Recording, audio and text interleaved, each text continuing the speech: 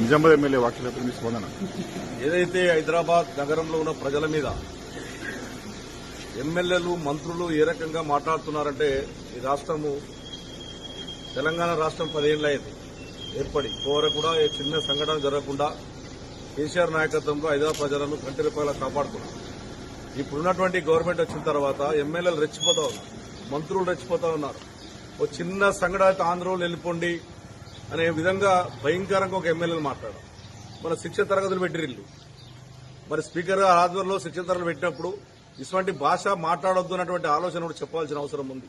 BJP Congress ఒకటై ఆ రోజున ఆ రకమైనటువంటి శిక్షణ తరగతి పెట్టి సాగరిస్తా ఉన్నారు.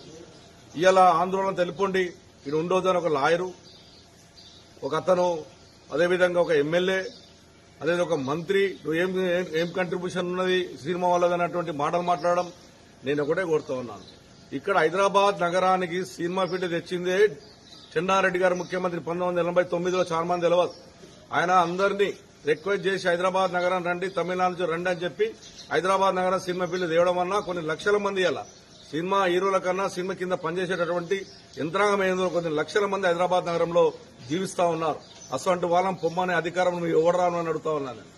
నీ అధికారం ఇటువంటి మాటలు మాట్లాడితే బిడ్డ ఎవడైనా సరే ఇది హైదరాబాద్ లో తిరగనీయం.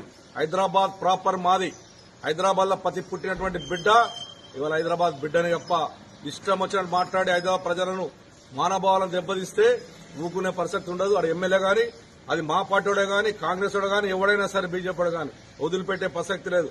మా ప్రాంత ప్రజలను ఎవడన్నా ఏమనంటే ఒక శాసనసభ్యునిగా హైదరాబాద్ లో తిరగని అని చెప్పి ఈ సందర్భంగా తెలియజేస్తా ఉన్నారు. మార్చుకోండి. హైదరాబాద్ ప్రజలు ప్రశాంతతను కోరుకుంటారు తప్ప ఇష్టమైన మాట్లాడతాం వదిలిపెట్టే ప్రసక్తి లేదని చెప్పి ఎమ్మెల్యేలకు మంత్రులకు కూడా హెచ్చరిస్తా ఉన్నారు.